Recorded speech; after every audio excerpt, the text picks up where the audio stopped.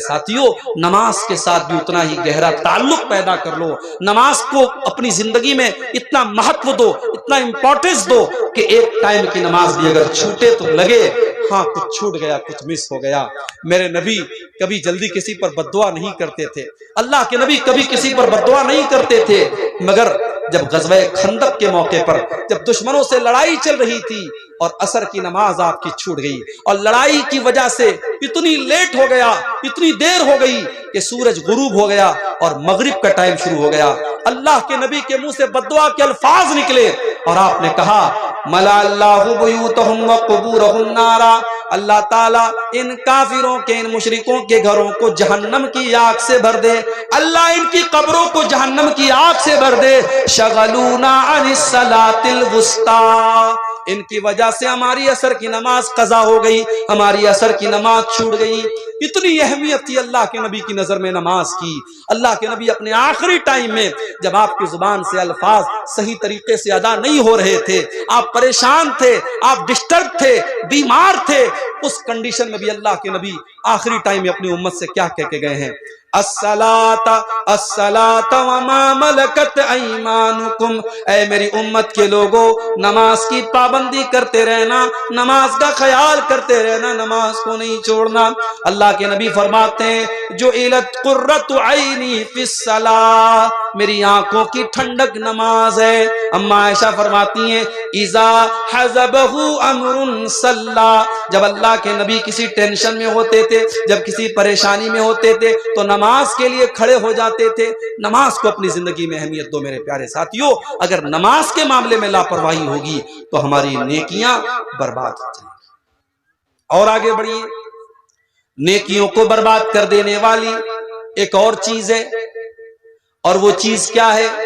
وہ بندوں کے حقوق میں کمی کرنا، کسی کی زمین پر ناجائز قبضہ کر لیا، کسی کا پیسہ چھین لیا، کسی کا پیسہ بے ایمانی کر لیا، کسی کی امانت میں خیانت کر لی، کسی پر جھوٹا الزام لگا دیا، کسی کو گالی دے دی، کسی کو برا بھلا کہہ دیا، کسی کی عزت پر حملہ کر دیا۔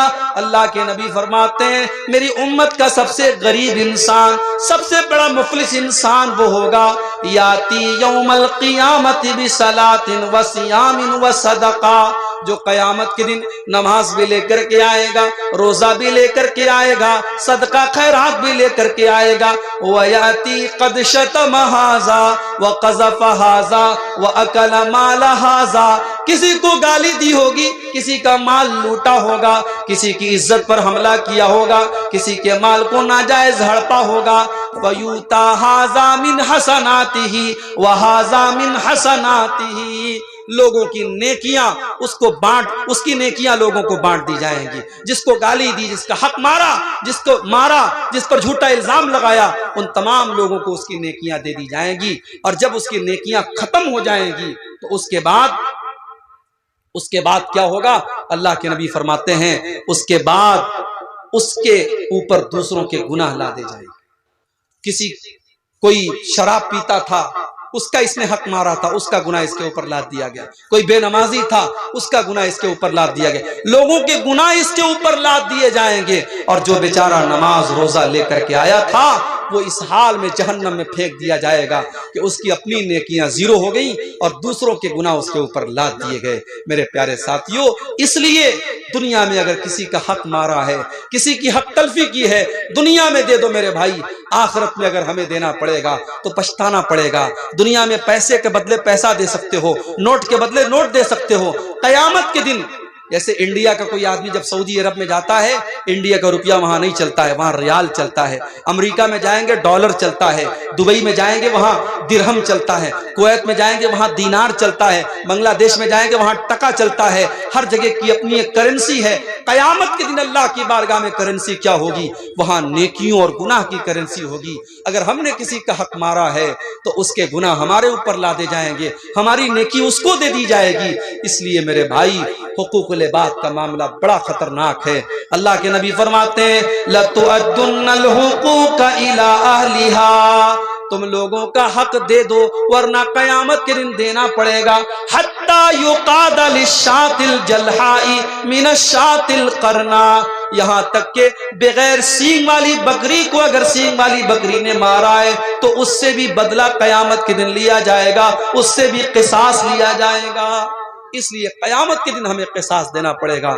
میرے پیارے ساتھیوں، یہ بھی بڑا اہم معاملہ ہے جو ہماری نیکیوں کو برباد کر دیتا ہے۔ ایک اور چیز ہے، نیکیوں کو برباد کر دینے والی ایک اور چیز ہے، اور مجھے کہنے دیجئے کہ وہ چیز آج اتنی خطرناک ہو چکی ہے کہ آج عالم بھی اس کا شکار ہے، جاہل بھی اس کا شکار ہے، بوڑھا بھی اس کا شکار ہے، بچہ بھی اس کا شکار ہے۔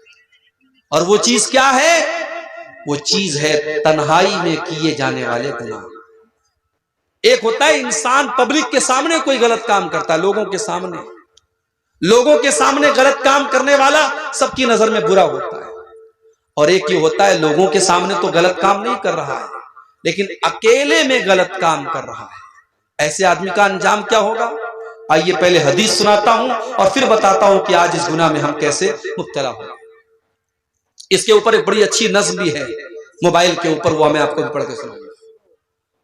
اللہ کے نبی فرماتے ہیں لَأَعْلَمَنَّ أَقْوَامًا مِّنْ أُمَّتِي يَأْتُونَ يَوْمَ الْقِيَامَةِ بِحَسَنَاتٍ أَمْثَالَ جِبَالِ تِہَامَةٍ۔ میں اپنی امت کے ایسے لوگوں کو جانتا ہوں جو قیامت کے دن پہاڑوں کے برابر نیکیاں لے کر کے آئیں گے۔ فَيَجْعَلُهَا اللَّهُ عَزَّ وَجَلَّ هَبَاءً مَنْثُورًا، اللہ تعالیٰ ان کی نیکیوں کو برباد کر دے گا، اڑا دے گا، ان کی ساری نیکیوں کو برباد کر دے گا۔ صحابہ نے پوچھا ہے اللہ کے نبی وہ کون بد نصیب لوگ ہوں گے، ذرا بتا دیجئے، ذرا کلیئر کر دیجئے۔ اللہ کے نبی نے فرمایا وہ تمہارے بھائی ہوں گے، وہ تمہاری نسل سے ہوں گے، وہ تمہاری طرح نماز پڑھیں گے، وہ تمہاری طرح ساری نیکی کے کام کریں گے، وَلَكِنَّهُمْ إِذَا خَلَوْا بِمَحَارِمِ اللَّهِ انتہکوہا، بس ایک بات کی کمی ہوگی، جب وہ اکیلے میں ہوں گے، جب وہ تنہائی میں ہوں گے، وہاں وہ ناجائز کام کریں گے، وہاں وہ گناہ کے کام کریں گے۔ اور آج اس موبائل نے اس کام کو آسان کر دیا، اس موبائل نے آج گناہ کو آسان کر دیا۔ جو منظر انسان پہلے دیکھنے سے شرماتا تھا، آج موبائل نے اس شرم و حیا کو ختم کر دیا۔ آج بوڑھا بھی دیکھ رہا ہے، جوان بھی دیکھ رہا ہے، عورت بھی دیکھ رہی ہے، مرد بھی دیکھ رہا ہے۔ اس موبائل کے چکر میں